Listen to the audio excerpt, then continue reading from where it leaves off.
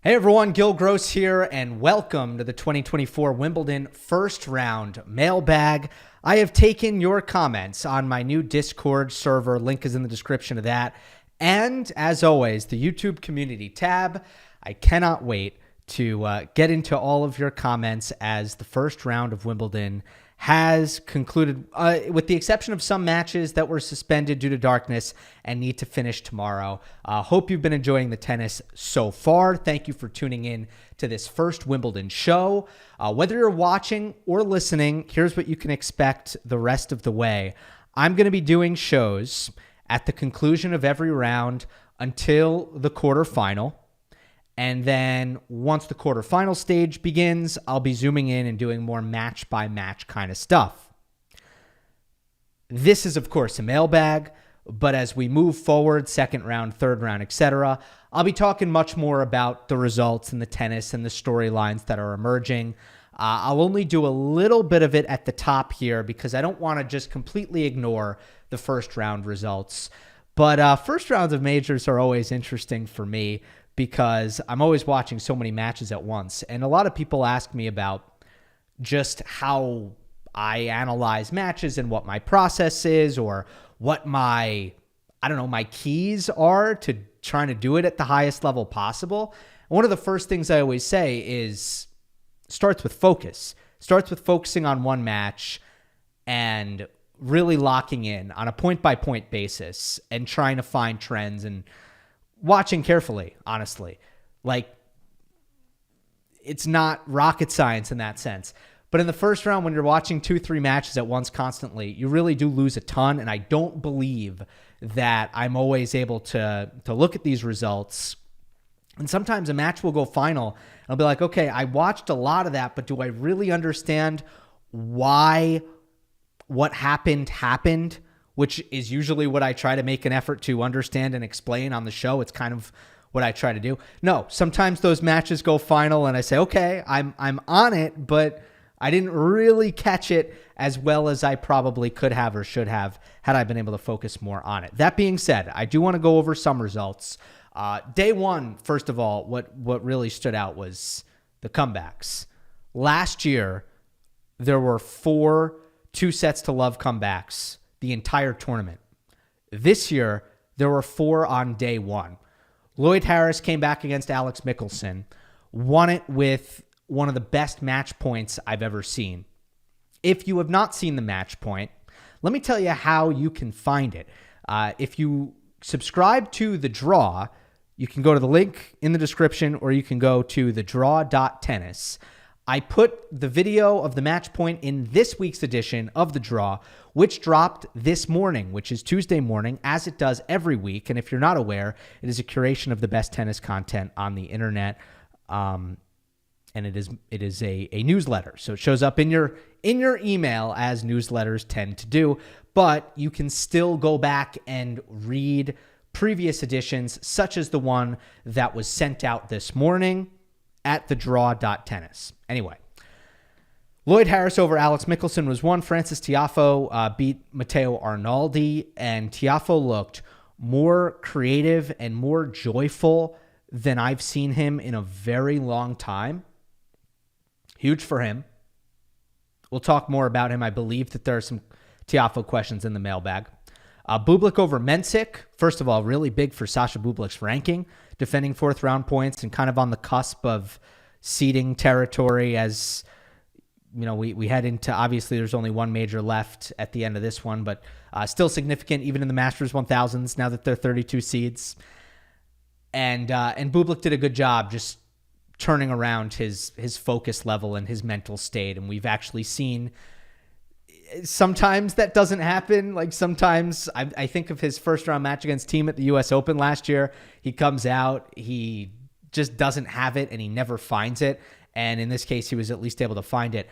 I'm still really adamant on Mensik though. I spent so much of the time watching that Bublik-Mensik match, and I watched quite a bit of it.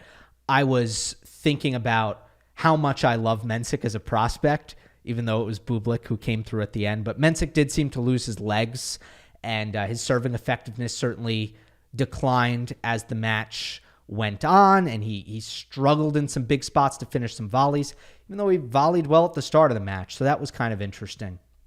Last one was Arthur Cazaux over Zizou Bergs. Very high-quality match, razor-thin margins. Cazaux really impressed me with just his movement on the grass. His movement tends to impress me, and he was able to kind of be a little bit more solid, rely on his athleticism more. Bergs made some errors in some big spots when Cazaux didn't, and it went to a fifth-set tiebreak, and Cazaux just slightly edged out Zizou, who's had a big grass court season. So a lot to be proud of for him. Djokovic played today, moving on from the 2-0 comebacks. It's funny because, he beat Vit Kopriva handedly. Very, very one-sided match, particularly if you look at the score line. I don't think Kopriva won more than 2 games in a set, if I'm not mistaken. Yeah, it was 6-1, 6-2, 6-2. I think the sentiment, at least that I consumed after the match, was, holy moly, Djokovic looked good. This is amazing. It's incredible. But a lot of people came in with low expectations, or at least a lot of uncertainty because of the knee thing. Obviously, you guys know, if you watched my preview and my predictions, that I actually came in with somewhat high expectations of Djokovic because I simply don't think that he'd be playing Wimbledon if he was going to come out and he wasn't going to be able to move well. I don't think there was a world in which Djokovic was going to come out gimpy, limpy, weak in the legs, and he's going to put himself in a position where he's getting into a dogfight with Vit Kopriva on grass. I just don't. So a lot of people were super thrilled with how Novak looked. I thought, okay, great performance. Game looked sharp. Serve looked sharp. Movement, and I'm disagreeing a little bit with what John McEnroe said on the ESPN broadcast, what Nick Kyrgios said on the ESPN broadcast. I don't think he looked completely liberated when moving out to his right and sliding off of his right leg, which is running to his forehand side. I don't think that looked completely normal. It didn't look to me like he was digging into that corner with 100% intensity or commitment. And sometimes it even looked awkward, and sometimes I think the balance was a little bit off in situations where it normally wouldn't be. So that's the only thing I saw with Novak that I felt was evidence that it isn't fully there. But some of that could be psychological. Some of that could be strategic, just not trying to take any risks when clearly he doesn't need to. And I guess I would just remind everyone, when he had that hamstring pull in Australia, he was not hitting, and this was 2 years ago. I said pull, a tear, actually. I don't know if there's technically really much of a difference, but the hamstring injury, he was not hitting his open stance sliding backhand. Just wasn't hitting it. I think it was his left leg with the hamstring issue. So he did not have the ability to hit that shot, and it was okay. At the end of the day, you are only going to find yourself in that situation on a finite number of points, relatively small. It's not a shot that Djokovic wants to be hitting point in and point out. It means that you're in a defensive situation, so you're trying to avoid it to begin with. And then there are other ways to still try to defend your backhand, even if you're not hitting that open stance kind of sliding backhand that Djokovic is so good at. It is a shot he wants to be able to hit. But we saw at the Australian Open, and I think at one point in the tournament, late in the tournament, he did start to hit it again. But he can get through the first week of a slam without hitting that particular shot, just for an example. So this was another example of that against Vit Kopriva, where he does not need to have the full extent of his forehand defense unlocked in order to win that match handedly. But for me, I think it was the first time I've seen Novak's serve dominate since the Australian Open. He served great against Adrian Mannarino in Melbourne. He served great against Taylor Fritz in Melbourne. I had not seen his serve have such an impact since Australia, and that has to happen throughout this tournament in order for Djokovic to go all the way and to be a title contender. But I think it's so easy just watching him on the clay to forget that Djokovic has the ability to legitimately take over matches with his first serve. And over the years at Wimbledon, we've seen first serve win percentages around 85% on a consistent basis because he's that pinpoint with his spot serving and he's that clinical on the +1 and moving on from there. Two more results I want to cover. And then I was going to talk about the Vondrousova upset, defending champion, out in the first round. However, there was a mailbag question about her, so I'm just going to hold off on it. But the two I want to talk about are Giovanni Mpetchi Perricard beating Seabstian Korda, a situation where Alejandro Davidovich Fokina withdraws due to injury. Lucky loser, Mpetchi Perricard, probably a stiffer test on grass, at the very least, a more uncomfortable opponent for Korda compared to Davidovich Fokina. Not that ADF is an easy draw in the first round of a major. Even though his record isn't good on grass, he's lost a ton of 5-setters at Wimbledon. It feels like. Maybe it's just 2, but I don't know. It feels like a million. It might be 3, honestly. Point is, Mpetchi Perricard is going to shrink the margins in a big way. It's going to be hard to break serve. You look at his statistics. I mean, it's full serve bot, right? He does not break serve at a high rate at all. I mean, he's on the Challenger Tour, he's well under 15%. On the main tour, his numbers are actually a little bit higher. Maybe it's because of how much he's played on clay. He's still easily under 15% break percentage. So let's make no mistake, this is a dude in kind of the Isner, Opelka, Hurkacz mold for now, although he does have the ability to do some pretty special things in flashes with his athleticism. Now, he does not move like a Hurkacz or a Zverev or a Medvedev, certainly, but he carries a lot of weight on his body. He is probably one of the heavier, maybe the heaviest player in the top 100, because unlike a lot of the really tall guys that we've seen, like Isner, like Opelka, like Ivo Karlovic, Mpetchi Perricard is actually kind of, I don't know, thick.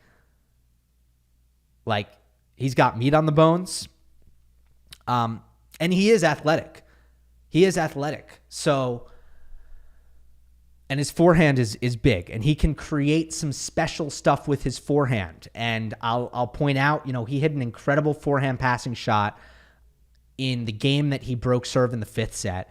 He also hit a phenomenal inside-in forehand, which not only great shot production, but also really good footwork getting around it on set point in the 3rd set, I want to say. Yeah, because Korda won the 4th in a tiebreak, but this was the 3rd set. But the biggest thing was Mpetchi Perricard's serving was insane. And he continuously made excellent serves down break point. He saved something like 10 out of 10. I don't have the stats in front of me, and I didn't write it down. But he was something like 10 out of 10 break points saved. Not only was he hitting big first serves, he was hitting massive second serves, and that was incredibly uncomfortable. And the double fault number was high, but it wasn't so high that it was giving Korda any relief. And in fact, I do want to kind of pull up the stats here because, there are a couple of interesting things and exciting things about Mpetchi Perricard, but one of them is I think he might be, and we saw this with Maxime Cressy, who unfortunately wasn't able to really maintain his place on the tour, at least not on ATP level, but Mpetchi Perricard, unlike anyone I've ever seen since Cressy, is pretty committed to the 2 first serve strategy. And there's a lot of data that suggests, it's pretty easy to figure out if it's a kind of a value play or not based on how many neutral rallies do I expect to win, how many first serves do I expect to make, what percent do I expect to win on that level. Like, it's not that difficult to create an algorithm that determines whether or not you'd be better off going for 2 first serves. And for me, it's refreshing to see a guy with the construct of Mpetchi Perricard, massive first serve weapon, Not going to win a lot of baseline rallies because his backhand is so exposable. His movement is far below average unless you're grading him on a complete curve based on his size. So how am I going to win second serve points if I'm not going to be winning baseline rallies? Well, Mpetchi Perricard won 51% of his second serve points. That'll do. That'll do when you are making 71% of your first serves and you're winning 84% of your first serve points because you're hitting absolute bombs. And not only are you hitting aces on your first serves, you're hitting some aces on your second serves. I wish the stat sheet separated it out. Normally, there's no need for the stat sheet to separate out because nobody is hitting second serve aces. But Mpetchi Perricard finishes with 51 aces. That is rare air. 93 winners. So look, and by the way, the breakpoint stat that I couldn't tell you earlier, 0 of 11. Korda was 0 of 11. All of the breakpoints I saw, Korda wasn't given much of a chance. I don't know if he made any big mistakes on those 11. That's one of those things. First round, I'm watching too many matches. But long story short, Mpetchi Perricard, if he's going to serve with that kind of clutchness, is going to have a chance to beat almost anyone if he serves like that. Now, is he always going to serve that well? I don't think so. I think that was a far above average serving performance from Mpetchi Perricard. And for Korda, man, second straight tough first round loss at Wimbledon after a promising lead up. He made the Queen's semis last year, and it was a good run to the Queen's semis. And then he said, I think I'm a Wimbledon title contender, which he never should have said. And that's what we were talking about this time last year after Korda lost in the first round, where I was saying, why would you put that kind of pressure on yourself? Why would you put that out there? Now, for some people, it might be okay, but for most, it's just going to be counterintuitive. It's going to be counterproductive, rather. Sorry. And then here, it's not a good draw, but he goes final, semifinal, Hertogenbosch, Queens. Reverse those, and loses in the first round again. And Korda has not passed the third round at a slam since Australian Open in 2023. So last year, but that is now 6 slams in a row. Kind of afraid he's mentally in a place where he kind of has the slam yips. Moving on. Last one. Andrey Rublev loses today to Francisco Comesana in 4 sets. Francisco Comesana, Argentine, slam debut, first tour win, second ever grass court match, first grass court win, 16 career finals across all levels in his pro career. I'm including 15Ks. Nothing off clay. Nothing off clay.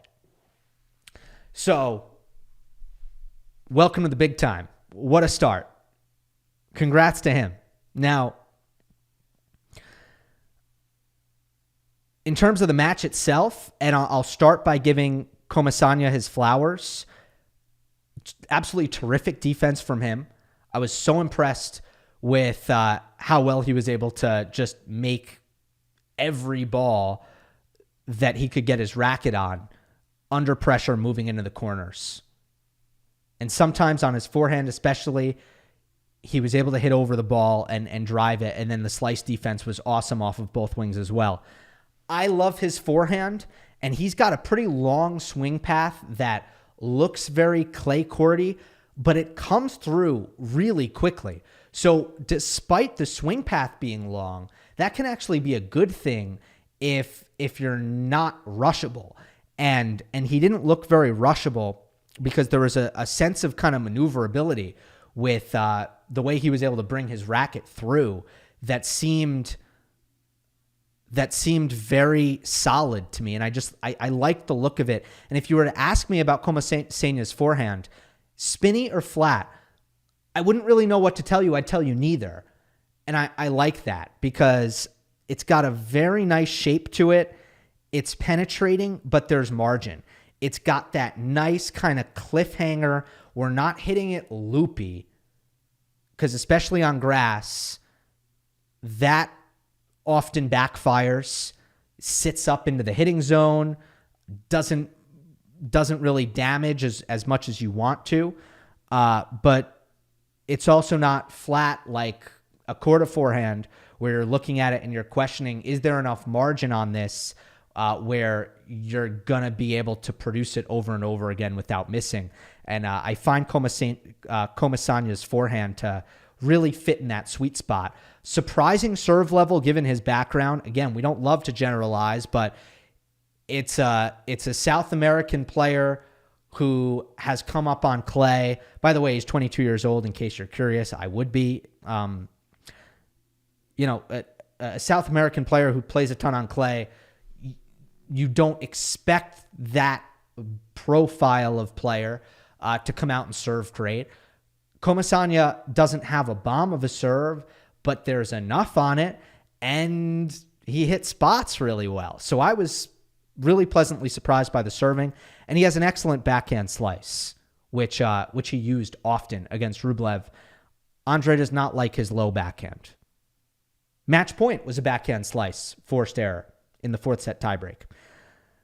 Rublev had a lot of issues, though. Baseline consistency was not where it needs to be, and it's the most underrated part of Rublev's game. Because he hits the ball hard and he's an offensive player, it's easy to lose sight of the fact that he's not a guy who gives you a lot of neutral baseline, neutral ground stroke errors, but he certainly did in this match, particularly in the first set. Lots on the forehand. I thought returns in play were an issue for Andrey, and they have been repeatedly in 2024. Here and there that's popped up as an issue. And on grass, it's one of the reasons why with the struggles, of course, factoring in, I didn't take Andrey too seriously as a threat coming into Wimbledon this year. And ultimately, I picked him to lose to Musetti, not Francisco Comesana, who I had never seen play before. I wasn't going to pick Rublev to lose to him. But I just don't love his ability to make a lot of returns in play against quality servers. Protecting his second serve, so important on the grass. It was Rublev's main weakness in his game, undoubtedly the main weakness in his game, dating back several years ago. He's made it much better, but why recently have I seen glimpses, flashbacks of the old Andrey Rublev second serve, which just comes in very slow and attackable? And on grass, you're going to get hurt on the aggressive return. Because if you're put on the defense right away, there's many times there's no coming back from that on this surface. That first strike is so important. And it's just essential that if you're hitting your second serve, you're not immediately having to defend. I thought Rublev's second serve was a little bit too attackable for the most part. He did have trouble defending and passing on his backhand side. And mentally, a lot of people will point to this. I mean, you just saw that constant agitation.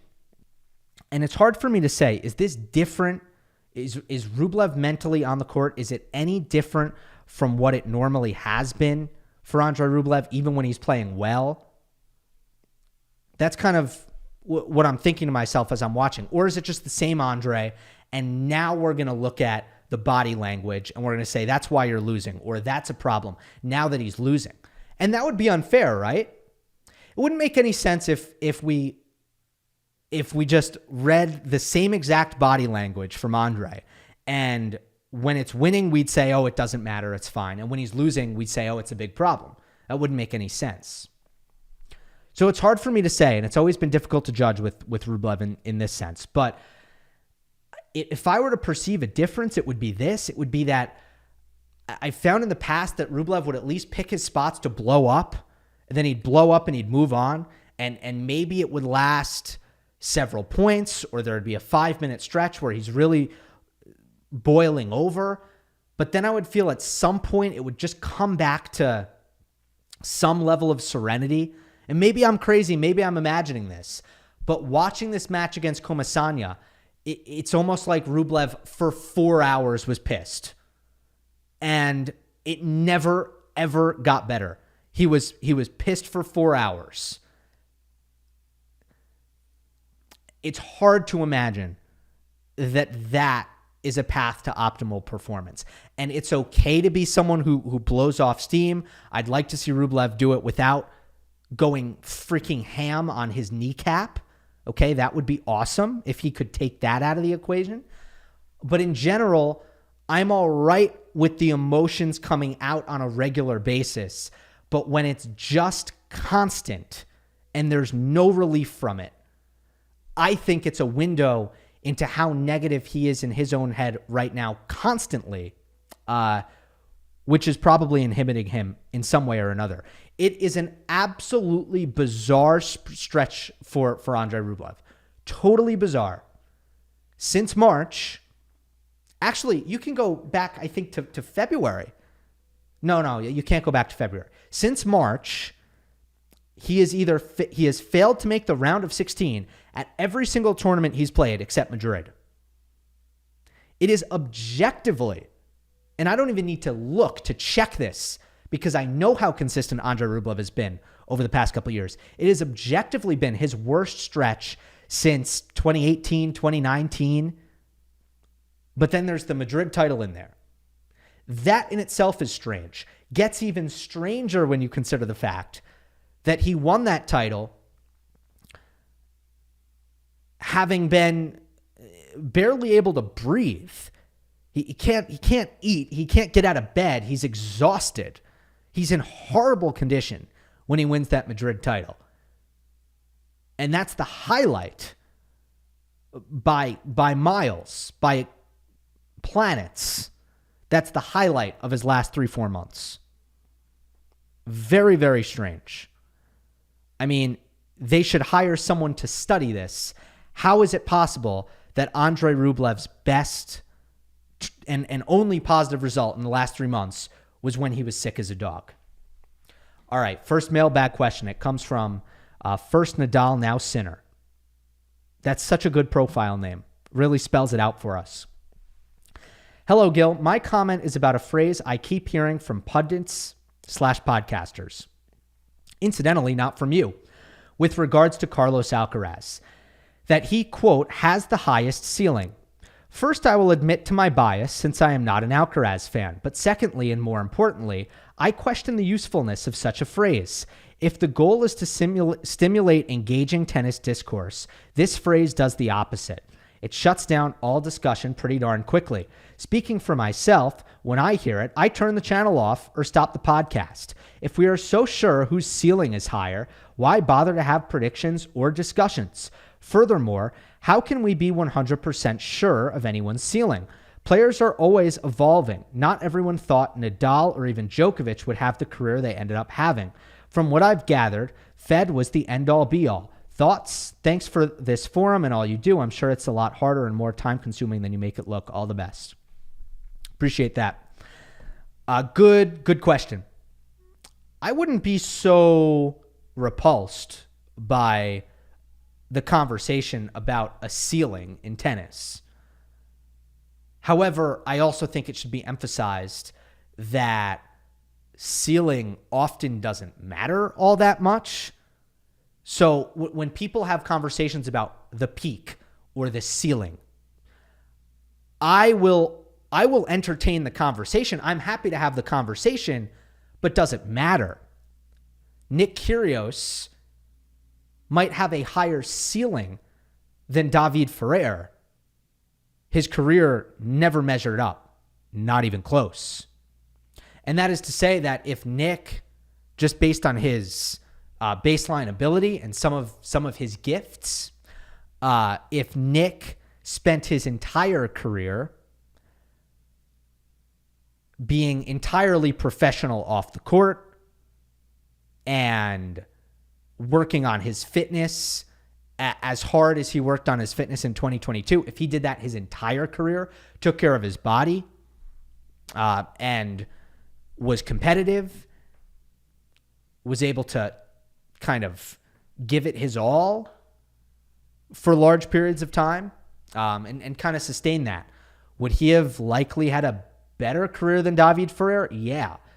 So we can have a conversation about the ceiling, but does it matter? Yeah, I guess with Alcaraz, though, it's about, I guess, just looking at his peak level, and oftentimes the whole ceiling thing is going to favor the most spectacular, offensively minded players. I think I recently talked about Mats Wilander saying that Alcaraz is a better player than Sinner, and I don't have a problem with that take. Like, if that is your take, that's totally fine. In fact, for most of the past 3 years, that's been my take on the comparison between those two. And I've kind of changed my opinion recently, and now I don't think there's much between the two, other than Alcaraz being younger, which by a little bit, but it still means something. And obviously having a head start because he was better quicker, so he's at 3 slams and Sinner is at 1. I get all that. But if we're looking at ceilings, I just think that conversation is usually going to favor the player who's more spectacular offensively.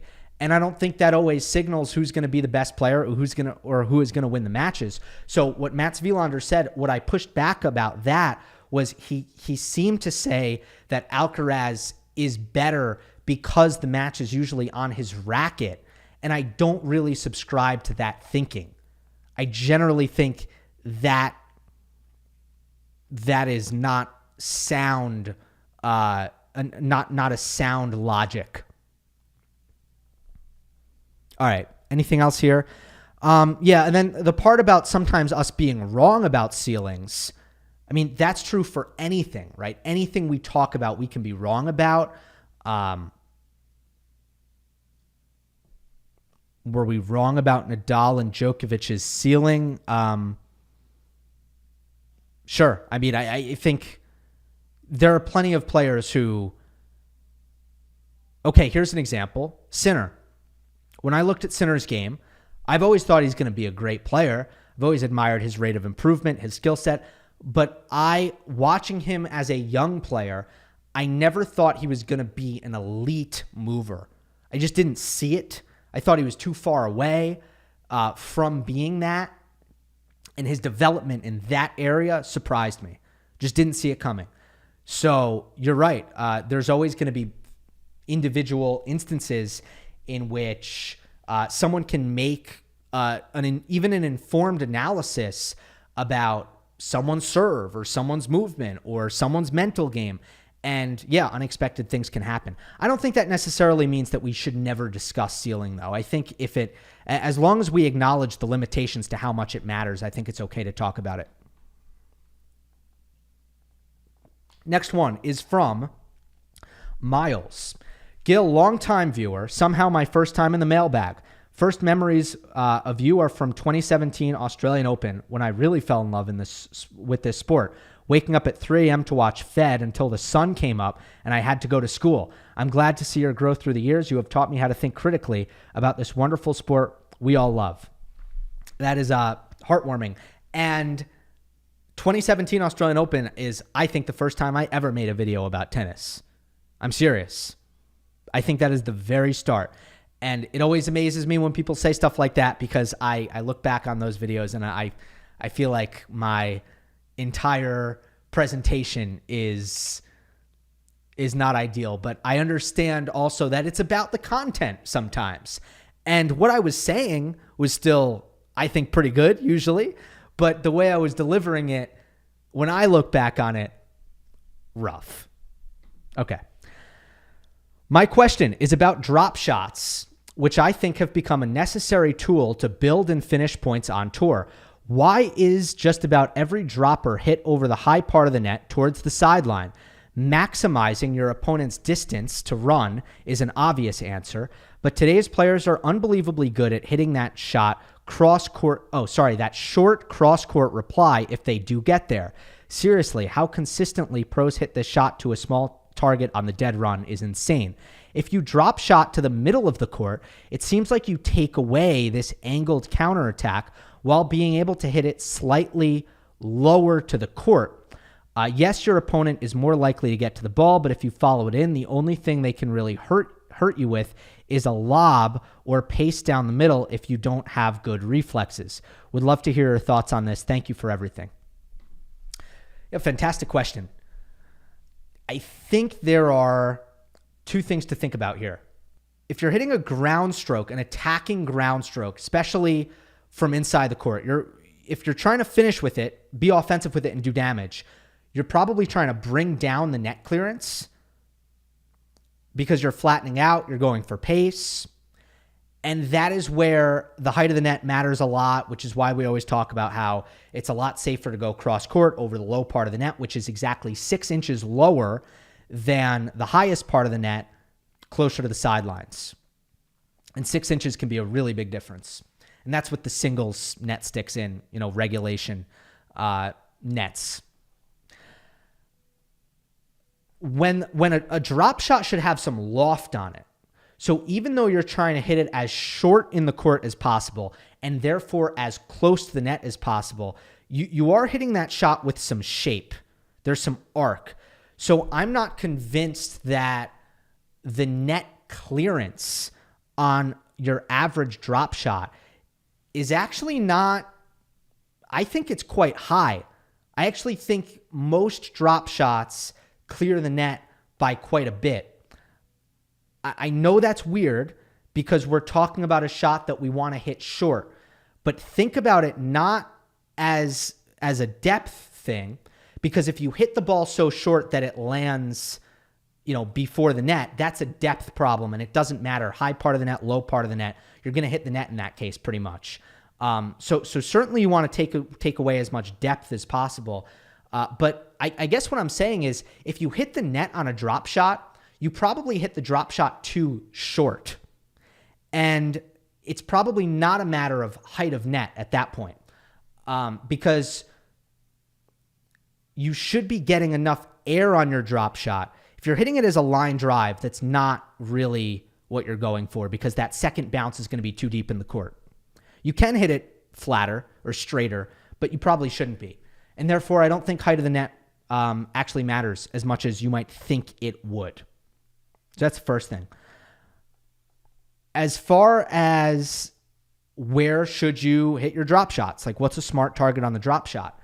One thing, and I know Hugh Clark has covered this on his newsletter Thread of Order, I think you do want to see how can I make my opponent run a further distance, but perhaps just as important is how do I make my opponent change direction on the most extreme basis. If you drop shot me to the side that I'm recovering to, I'm able to use some of the momentum I already have in my recovery towards the middle. Okay? So that's one thing that should factor into where you're hitting the drop shot. But the last thing I want to say is I really like your idea of drop shotting down the middle and coming in to take away the angle. I think that's a phenomenal play. So do we see that sometimes? I think so. Maybe not enough. I think in general, hitting middle is just usually underplayed as a directional, and maybe it's no different from drop shots, but I don't think height of net plays in much because of the trajectory of the ball and the shape, the loft that you get on a drop shot. Next one from user. Hey, Gill, a lot of people have said that players like Zverev, Tsitsipas, and Medvedev were unfortunate to be playing while the big three were still winning all of the slams. Are Alcaraz and Sinner different, or would they have had the same problems winning slams in the 2017 through 2021 period? Medvedev did win one, but still lost 4 finals to Nole and Rafa. How do you think a hypothetical match would go if Alcaraz, who won Wimbledon last year, faced Federer in 2017 or 2019 Wimbledon, or if Sinner, who won Australian Open, faced Federer in the 2018 Australian Open final? Do you think Carlos would have been able to beat a healthy Nadal at RG? I don't like these hypotheticals generally, but my simple answer is I think they would have taken slams away from each other. To me, they would have had good battles, and it would have been harder for the big three to come away with their hardware. And it would have been harder for Alcaraz to come away with his hardware compared to a Casper Ruud, who he beat in the U.S. Open final to win his first major. But certainly, Alcaraz is a better player than Marin Cilic, who Federer played twice in major finals to win the 2018 Australian Open and Wimbledon in 2018. So it works both ways. But of course, there's always this conversation that pops up. And I actually talked about it recently on Twitter, where it's like, are Alcaraz and Sinner really better players than Zverev, Tsitsipas, and Medvedev? Or are they just coming up at the right time? And I would say it's the former. They're just better. Now, the first thing I would submit is that Zverev, Tsitsipas, Medvedev, they're basically in their primes right now. So if they're not winning slams right now, it's not a product of, oh, poor them, they had to deal with the big three era. No, I mean, right now should be their time. But what's happening? Well, they're especially in the case of Tsitsipas, just last slam, in the case of Zverev losing to Alcaraz, they're losing at times to Sinner and Alcaraz now. But I think also if you take away their accomplishments completely and just evaluate them as players, I think you'll find Alcaraz and Sinner have fewer weaknesses. And you got to even include the mental stuff here. They have fewer weaknesses. And in a lot of cases, they have just as many, if not more, strengths. Next one is from Jay Drog. Hey, Gill, could you expand on your Ben Shelton skepticism coming into Wimbledon? I understand the recent result against Jubb and not having the most stellar clay performance, but I think he's the type of player with high potential to catch fire in slams and punch above his typical level to go on a deep run. Seems like small shot / playstyle adjustments could pay dividends in his grass court results. I'm just going to answer the first part. I know there's part 2 to that question, but let me just take on the first part.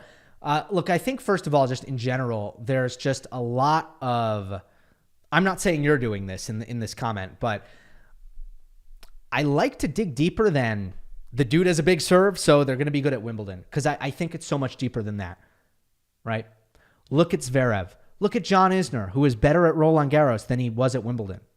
Shelton, who had struggled coming into Wimbledon and just beat Matteo Bellucci in 5, and he might have been saved by the darkness because he was down 2-1 when play was delayed. We'll never know. It's not fair to take anything away from Ben, but it's a matter of fact. He was losing the match. They got to get a break in the action, restart the next day, and then from there, Shelton actually dominated sets 4 and 5 to his credit and figured some stuff out with the angled kick serves and the angled slice serves on both ends that were really, really effective, and he got more solid as well. But I like to try to just kind of dig beyond the serve a little bit. So let's think about Shelton. How does he play from the baseline? I think he plays with a lot of spin, generally, off of both wings. That's not really helpful on grass. Is he a guy who looks to run around and hit a lot of forehands? Is that an essential part of his point construction? Is that an essential part of how he maximizes his strength and minimizes his weakness? Yes, it is. Well, guess what? You can't run around as many forehands on grass. Is he a guy who enjoys higher contact points or lower contact points? I actually don't think it matters much for him, but I think that's a factor for Medvedev and for Zverev. So I guess all I would say, and I could go deeper kind of player by player here and find you examples of players who served well but aren't as good on grass as you might think, right? Like, okay, Isner is a perfect example of a lot of these things. He doesn't want the ball low. He wants the ball high. That's, you don't want grass there. By the way, how much do you rely on your kick serve? How important is your kick serve to your success? It's very important to Shelton. It's very important to Isner. We think about grass as servers' conditions. Yes, they are servers' conditions, but they're more so servers' conditions if you're going to hit flat serves and you're going to hit slice serves. It's not going to help your kick serve. And for Shelton, that's a major problem. And for Isner, I think with his second serve, it was a small problem because it wasn't like clay where John's second serve was like impossible to deal with. Zverev comes down to some of the baseline passivity.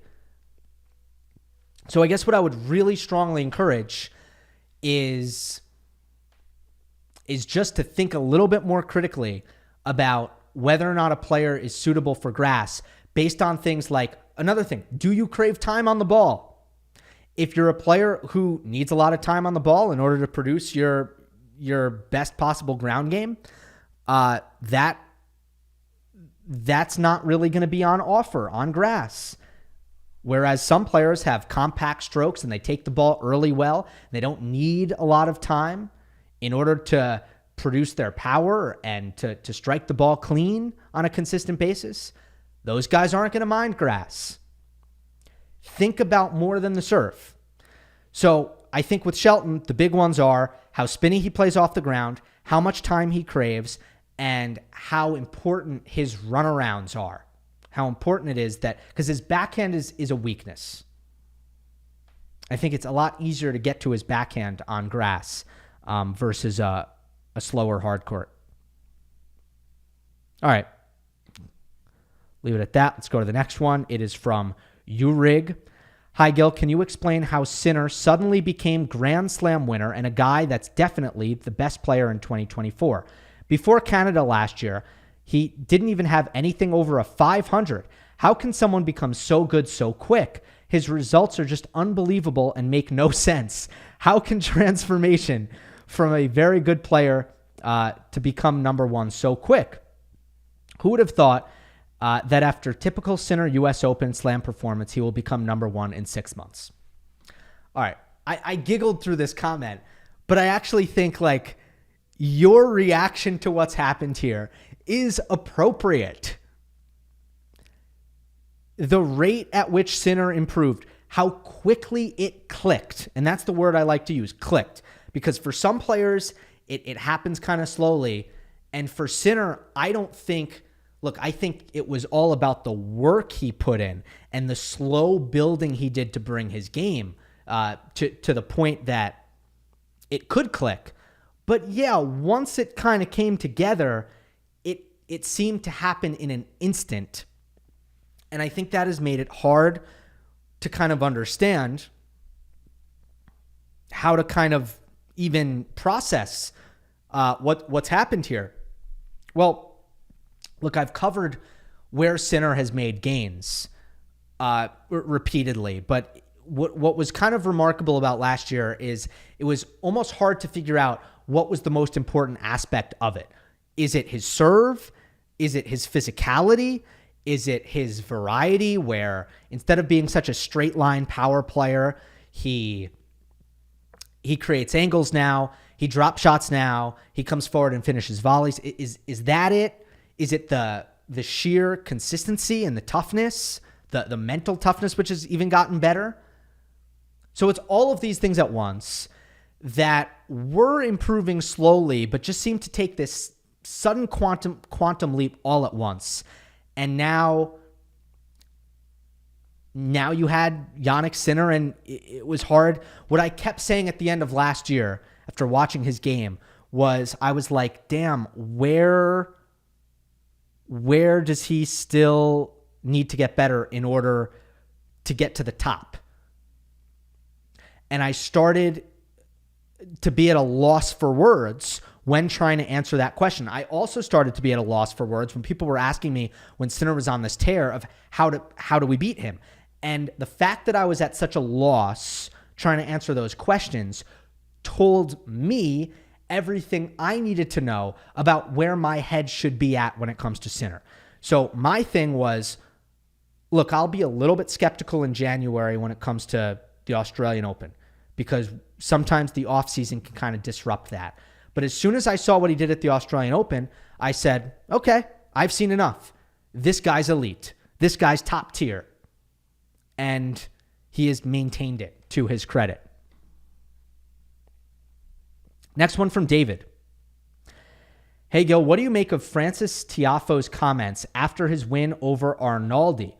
Quote, literally this week last year, I was 10 in the world, and now I'm barely seated here at Wimbledon, losing to clowns. I hate to say it, but I'm just going to be honest.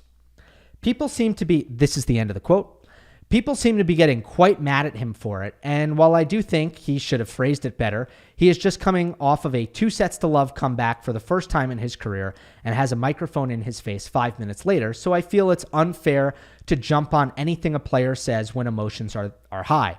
I believe players like him and Shelton are already unfairly treated for not being robots and actually having a personality, and after the whole Fedal-Laver Cup thing where he hit Federer, some of the stuff being said about Frances was disgusting. Would love to hear your thoughts. Well, I agree with a lot of what you say here. I also try to not jump on a player after what they, when they say stuff right after a match. And I also think that there's a ton of animosity. Some of it fair game. If you don't like the more energetic, celebratory kind of players on tour, that's okay. Some of it's fair game. Some of it really crosses a line when it comes to the criticism that I think are levied online when it comes to Tiafoe and Shelton. Anyway, taking this comment alone, it's obviously not a great thing to call your previous opponents clowns. Not a good thing to say. I would also just be a little bit, and here's where I think anyone who doesn't like Tiafoe to begin with is likely not to think this way, but let me try to introduce this thinking into the equation. Let's actually consider intention here. What was Tiafoe trying to do? Now, whatever he was trying to do, he did so poorly, because you shouldn't call people a clown. You shouldn't call your opponents who beat you clowns, obviously. But what was he going for here? I actually think he was going for self-deprecation. He was trying to kind of honestly be hard on himself. It was directed at himself. He was obviously the butt of his own joke. It wasn't a joke, but you know what I'm saying? Like, he's the punchline here. So everybody was saying, if you were losing to clowns, who's the clown? As if that was some sort of Frances Tiafoe own. Frances knows that. That was the point of his comment. The point of his comment was kind of like, he's calling himself a clown. Right? I mean, that's what he's doing. If you're losing to clowns, then what are you? That's what everyone was saying. That's Frances's point, right? He was trying to be self-deprecating. It did not come off well. It was a misfire it was a misfire in communication. But let's also be realistic about what Tiafoe was trying to say. Was he trying to diss his previous opponents? No, he wasn't trying to diss his previous opponents, even if he accidentally did so. He was trying to be self-deprecating. And maybe he kind of forgot where he was, because frankly, I think a lot of players in Tiafoe's position would probably say something like this in private and not so much in public. Frances, to me, it kind of reads like a bit of a slip up in that sense. All right. This one from Discord. Again, it is from Noodle Lad Jr. Just a reminder, if you missed it at the start of the video, if you want to join the Discord community, which has been very active first 2 days of Wimbledon, which has been fun. I try to jump in there as much as I can. The link is in the description. Okay, so from Noodle.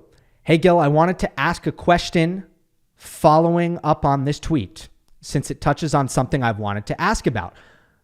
So, okay, let me stop here and read my tweet. My tweet says, Vondrousova doesn't have the kind of play style typically associated with a high degree of variance. RG final ranked 38th, Olympic final ranked 41, Wimbledon title ranked 42, all spread across 2-year intervals. No flukes when it happens 3 times, but she's never sustained top 10 tennis.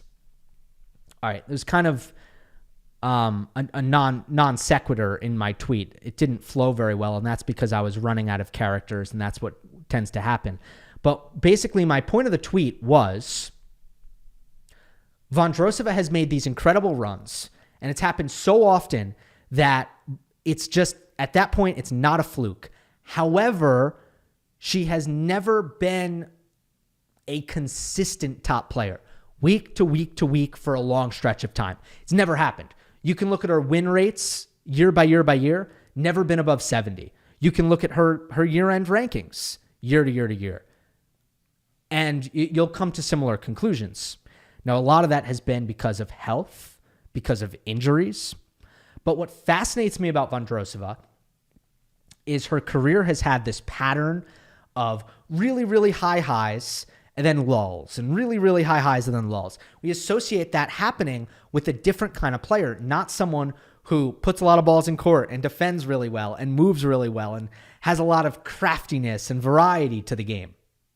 And that's kind of the point I was trying to make about Vondrousova. So now let's go back to the question. It says,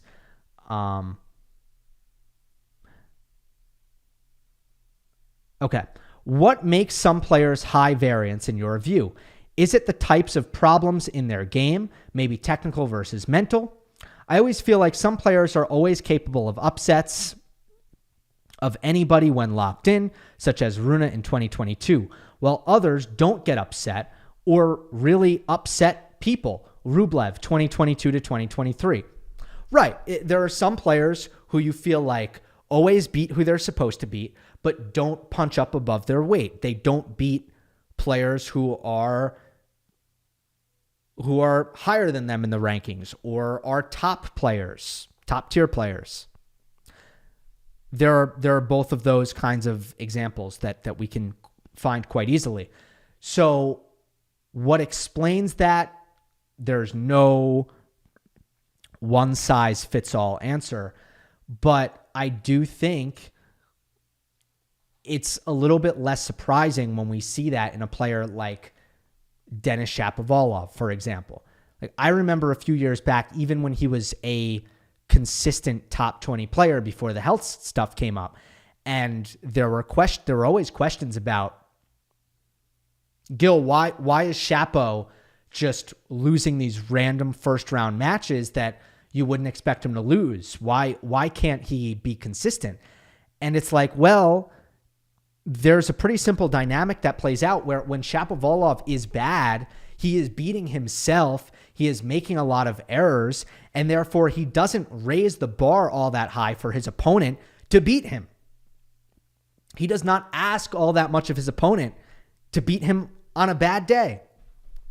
Whereas on a good day, his incredible firepower that comes from all directions is difficult to deal with, can take the racket out of your hands, no matter who you are.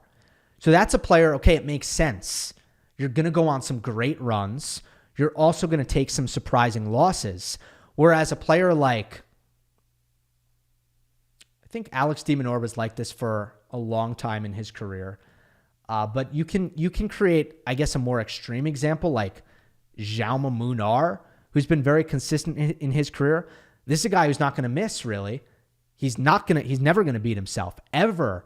He's going to set a certain bar every single match, almost. Are you going to clear it?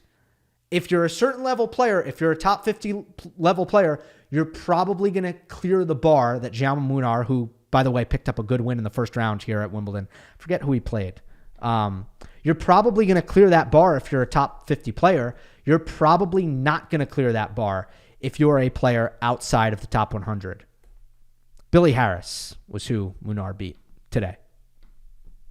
So I think consistency is often a part of this conversation, but not always. There's clearly other factors. Like, are you someone who has varying degrees of effort at times, varying degrees of focus? Are you someone who is a little bit inconsistent physically, right? Like, I don't know, Elena Rybakina this season, has she had a consistent year? I don't think you can say that. Why? Because she hasn't been able to stay, I hate to use the word fit for the case of Rybakina because so often it's been illness, but because she hasn't been able to feel her best on a consistent basis. And that can be a trend throughout someone's career even. It can be a long-lasting thing. Whereas you can have an iron woman or an iron man where it feels like every time they take the court, they're completely fine physically. Or they always bring it mentally, no matter what surface they're on, no matter what they did last week. Some players have really fragile confidence, and that can mean that they go in a lot of slumps. They get cold.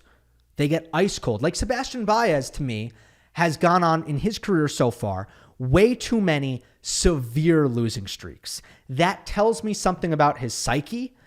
It tells me that he can nosedive from a confidence standpoint, and he can have trouble getting it back. On the other hand, Sebastian Baez, for how early he is in his career, he has gone on so many brilliant runs. And that shows me his capability, his ceiling. So there are a lot of different things. What is it for Vondrousova, though? I think that's hard to answer.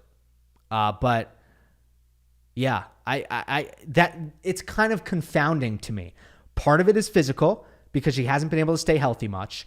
Last 12 or so months, though, she has been able to stay pretty healthy. That being said, it was a factor today that she wasn't seemingly able to move her best in the loss today that she suffered to Bothas, who, by the way, I called her first round Roland Garros match, Jessica Bothas Monero, and solid player all around, who makes a lot of balls, but I can't exactly say that I saw this coming. That's for sure.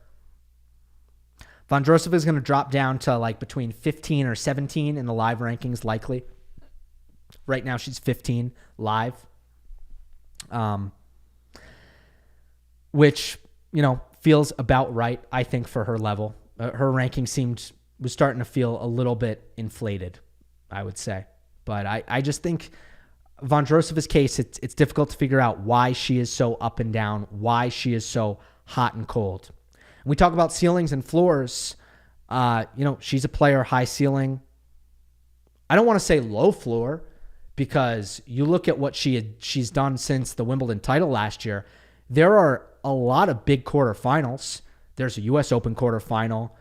There is a Roland Garros quarterfinal. There might be Australia, maybe. I can't quite remember. But, she just hasn't been able to repeat anything close to what she did at the All England Club, going on a run to the final weekend. That's all. All right, let's keep going. From Amit. Hi, Gill. Love your podcast. Highly disagree on your men's side picks this year, but who would you pick for the women's side this Wimbledon? Does Iga have a chance this year? I think Iga has a great chance. In fact, Iga is my pick. Iga is my pick to win Wimbledon. And it's tempting to go with Rybakina because I, like basically everyone else, I love the way her flat ground strokes penetrate through the grass. I love the way she squares up aggressive second serve returns off of both wings. I love the way she serves. But am I fully confident that mentally she's going to be present and without any costly hiccups over the course of 7 matches? That physically she's going to hold up over the course of 7 matches? I have enough concern in that area where I'll look the other way. And I see the improvements that Iga has made in her serve, in her ability to absorb pressure on her forehand wing without letting that forehand side get rushed and without letting it kind of beat herself. I think she's a more mature player tactically, especially when she's facing hyper-offensive players. It's something I've covered a lot. It's been a concern at Wimbledon, although I will say, like, the last 2 losses at Wimbledon, Cornet, Svitolina, not exactly ball bashers. And I have a general belief, you guys know this, I have a general belief that players who dominate on clay and hard court are going to figure it out and be able to translate it onto the grass at a certain point, unless there are obvious reasons why that can't happen, technically. And I can kind of go through those things, which I've already talked about earlier in the mailbag, like, does she need to run around? Does she need a lot of time on the ball? Does she need a higher contact point? Does she play from too deep in the court? Like, I can go through this checklist. To me, there is nothing. Now, why is she lost at Wimbledon last 2 years?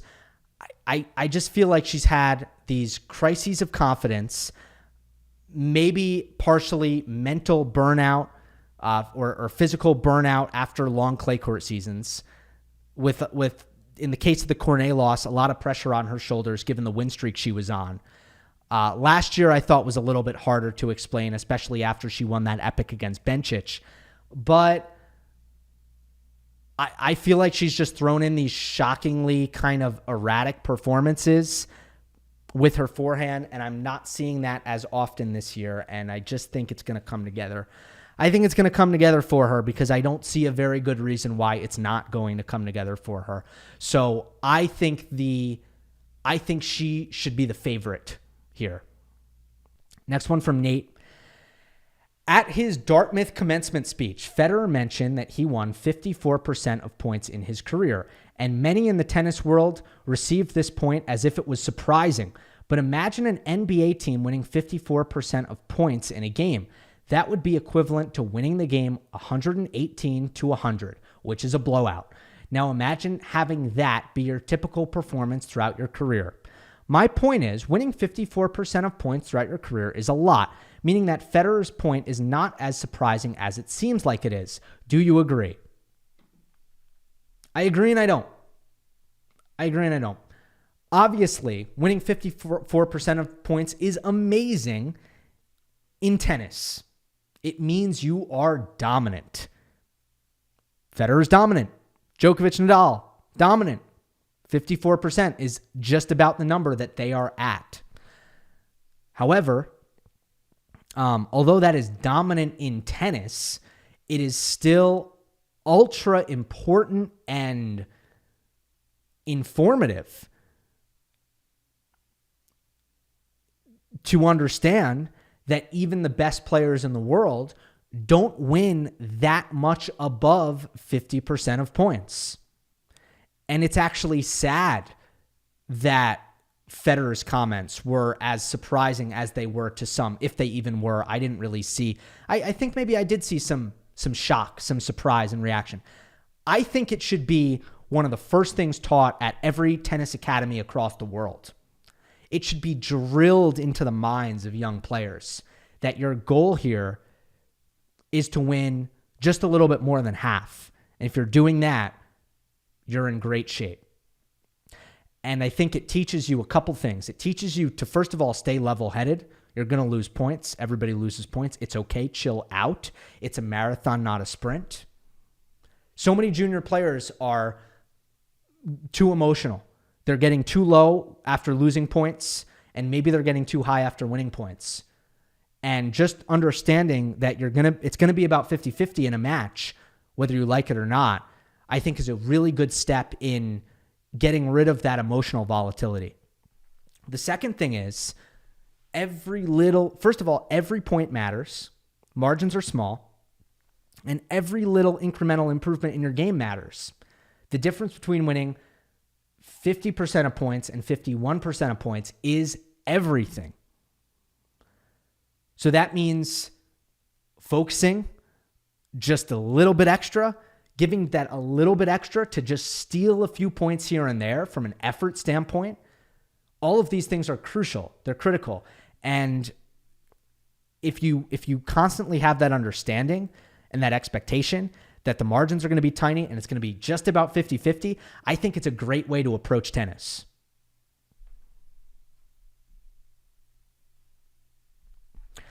From EB, why on earth would top players like Novak and Medvedev practice with each other, letting one of their biggest rivals feel their ball out and potential weaknesses when they could face off in a semi or a final?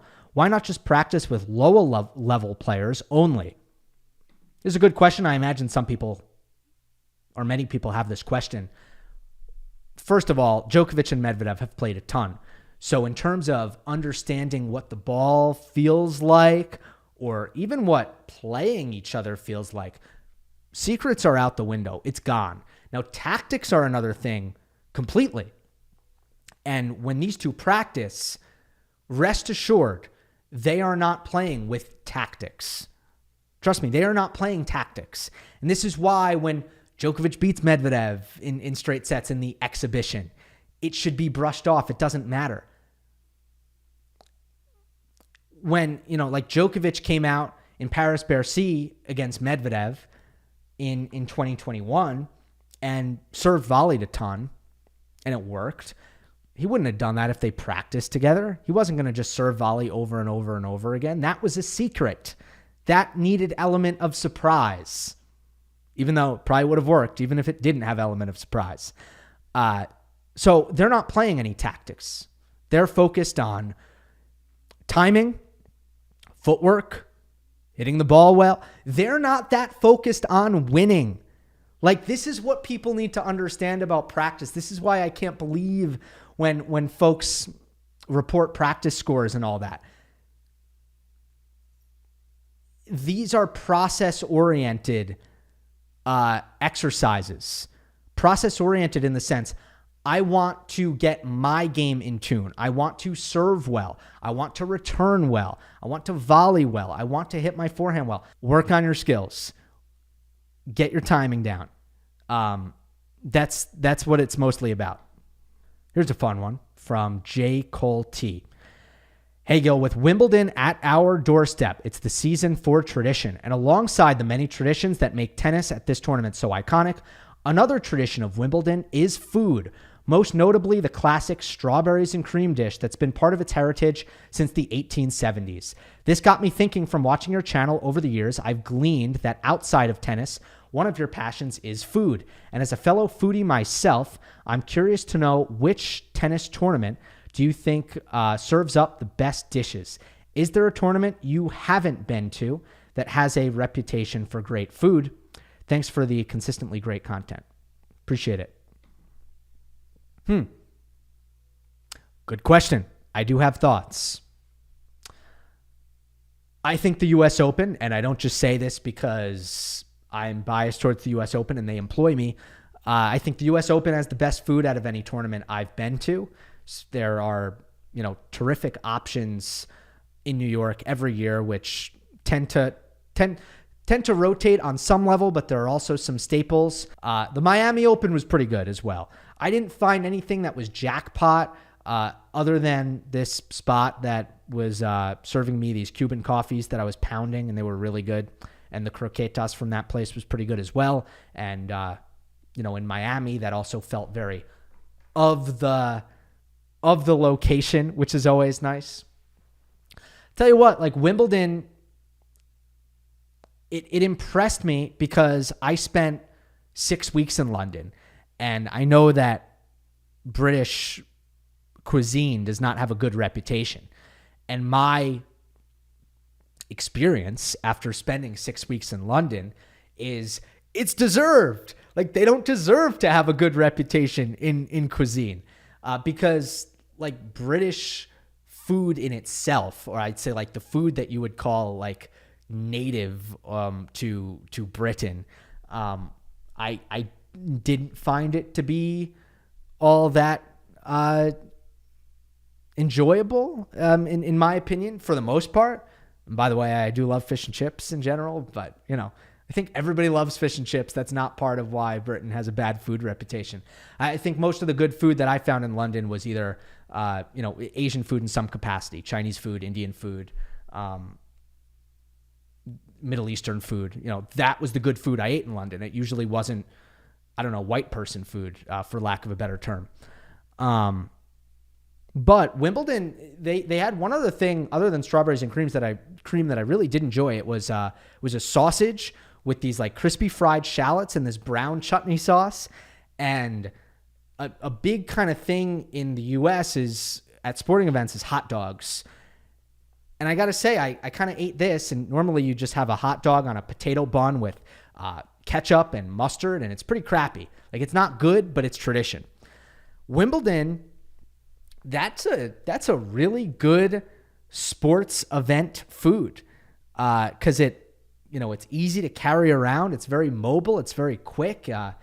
And I really loved what was going on there with the sausage and the fried crispy shallots, which offered texture, which hot dogs don't have texture.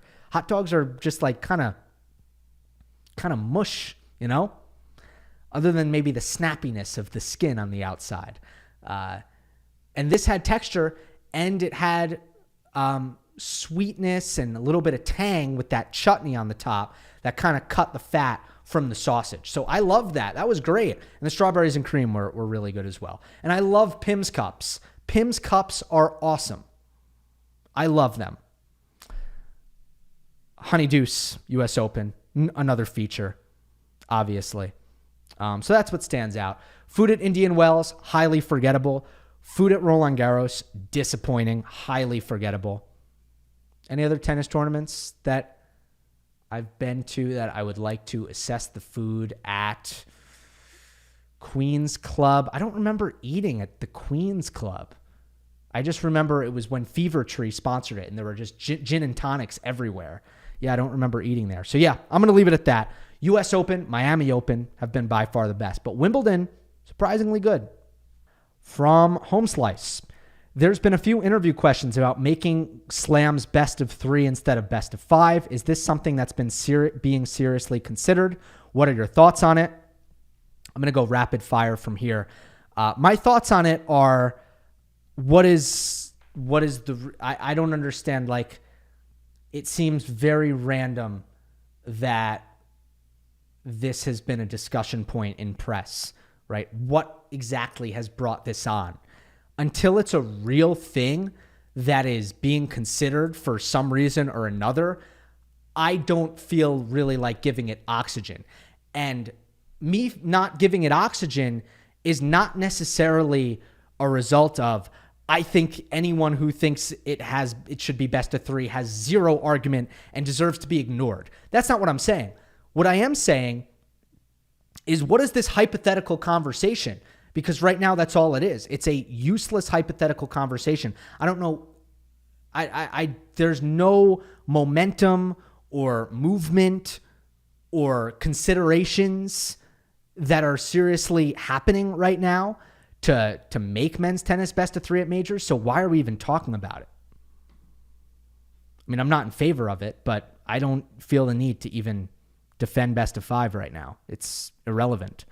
Next one, it's from Gacciato. Hey, Gill, off the back of your analysis of the Sinner-Alcaraz semifinal at RG, in what conditions is it actually possible for both players in a high-profile match to, quote, play their best at the same time? Isn't the logic that, especially with the clash of styles, one player playing their best necessarily means preventing their opponent from doing the same? No, I know there's some confusion about this. How could 2 players both be playing their best? Yes, there's going to be a winner and a loser always, but anything that can happen in a short, small sample can happen on a regular basis on a large sample. So I can show you plenty of points where both players did everything correctly. Both players did everything to the best of their ability. Maybe someone hit a great serve. Maybe there were 10 shots in the rally and all 10 shots were high quality. There's going to be a winner of the rally in that case. And the point may have even ended with an error. Or maybe, like, this happens a lot on clay. Maybe there was a 23-shot rally where there were 22 great balls and someone made an unforced error. To me, that's very different from someone made an unforced error on the second ball. A completely different thing. Where on the first point, the 23-shot rally that was rich in quality, I'm going to say, wow, great job by both players. Good stuff. You make an unforced error on the second ball, and if that is happening a lot, I'm going to be saying, well, this is sloppy. Stat sheet can't even tell you the difference between the two. But yeah, both players can play their best at the same time, because sometimes in a tennis point, both players are doing a lot of things at a high level, and that can happen consistently over the course of a match. I'll be back after the second round for takeaways on everything that goes down over the course of the next 2 days at Wimbledon. Hope you enjoyed. Don't forget to subscribe. I'll see you next time.